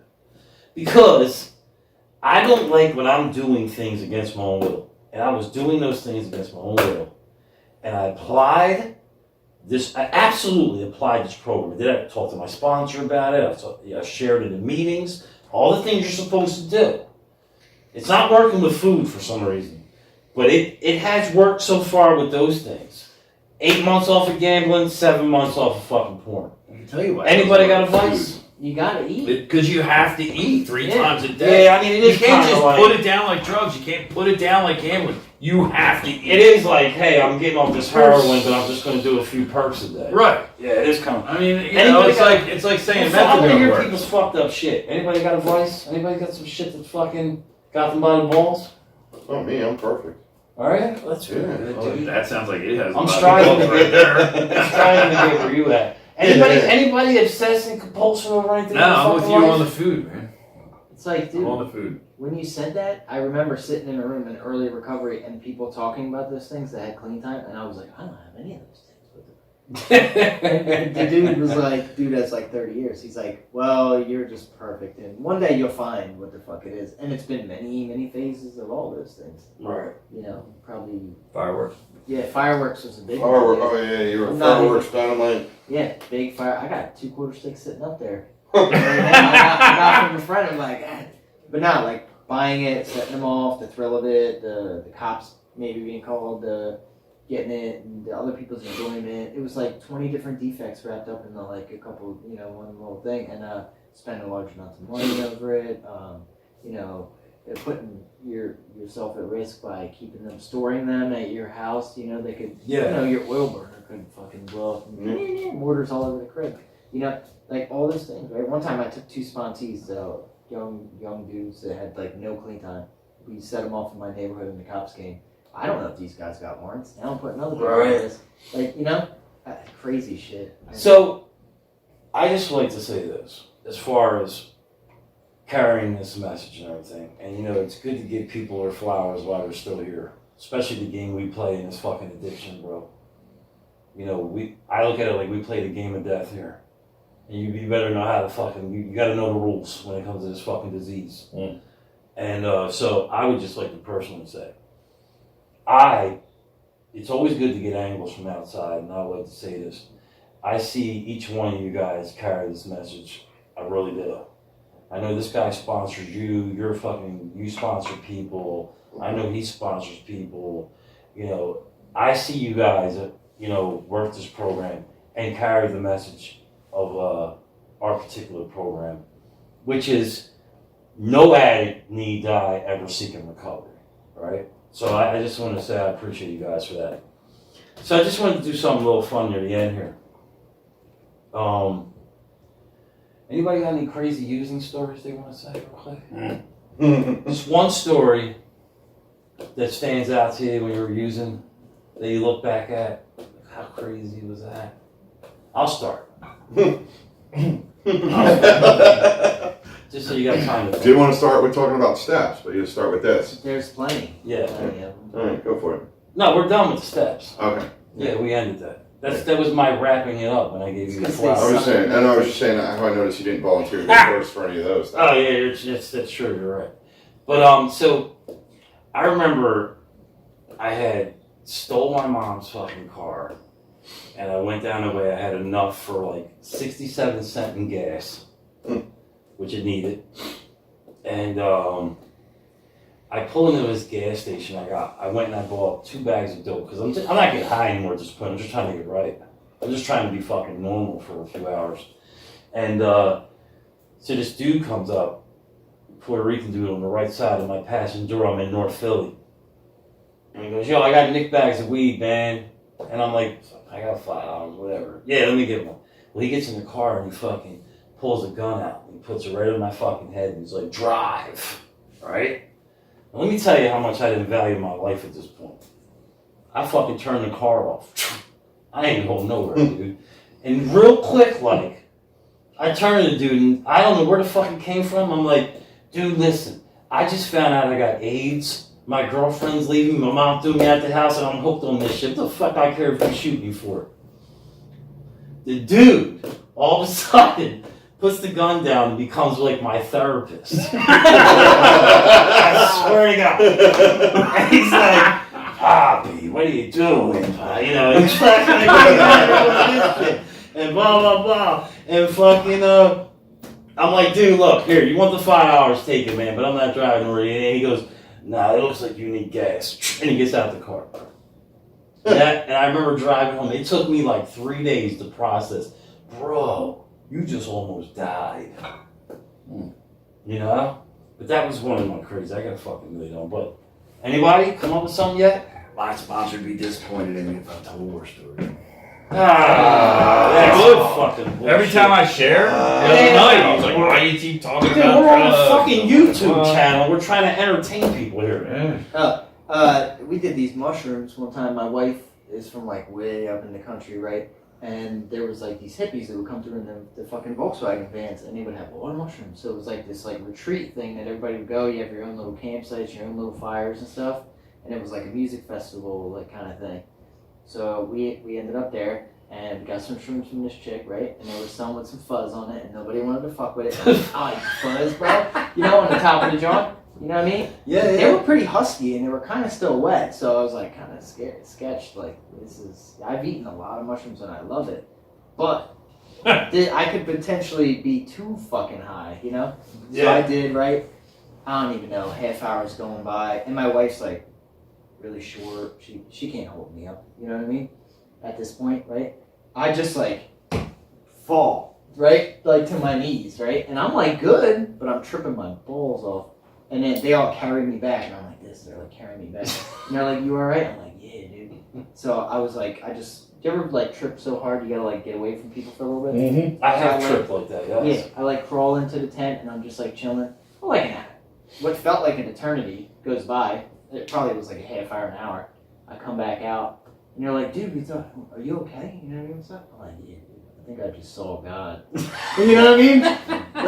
But you ate the fuzz. So you ate a fungi with fungus on it. And like whatever Which was is left. double the pleasure. You know what I mean? Like Yeah, all yeah. the shake of whatever was in there too. Right. You know what I mean? And because everybody else like taking like half a gram. It was probably like 3 grams. I just fucking ate it. You know, which I've eaten eggs before, but not that fucking fresh or that good or from real deal hippies. Right. You know? What about you, man? You got anything you want to say? I'll keep it light, Yes. lighthearted, All right. right? Like I was probably like 12, and my parents had no idea like I was like smoking weed or drinking yet. I'm pretty sure. I don't remember if I got caught drinking, but they definitely didn't know I smoked weed yet. And on Saturday mornings, like all the kids in the neighborhood would like come down to my house, like hang out with me and my brother, and it was probably like 9:30 in the morning. I had left 2 hours before that. Like there was this older kid that like I went to go, you know, smoke some weed with. He was one of the older brothers. I like came back to my house literally 9, 10 a.m.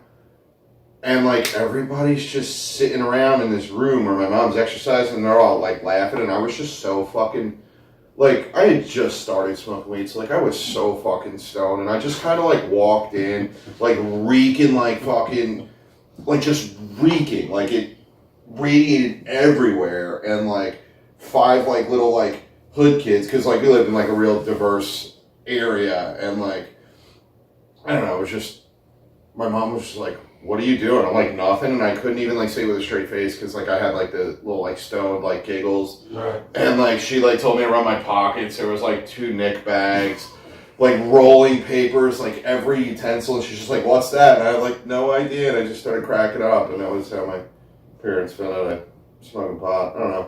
I like that. I don't feel like telling. Did she actually say run your pockets? Because that's pretty good. I mean, she just said, empty your pocket. Yeah, I think she did. Did she say run your Yeah, pockets? That's yeah. pretty fucking Well, those pockets, Jonathan. Right? Well, yeah. But I remember my, like, 10-year-old, my, like, 9 or 10-year-old brother's in there, and he's like, what's that? And I'm like, I'll explain when you're older. Because I couldn't stop fucking laughing. Yeah, the last time I heard run your pockets, I was in North Philly with a 38 to my head on a fucking corner as I just caught. No, well, this was was a nuts. grown-ass woman doing it to a That was a 12-year-old. different time. Huh? Yeah, this is Yeah. a grown-ass woman doing it to a 12-year-old. Right. No, it's pretty good because it's a white mom saying run your pockets. In front of all, like, little black kids, too. So Right. they were all like, you know, they were like, oh, yeah, you got cool, run you your know what I'm saying? pockets, John. Yeah. You're here, homie.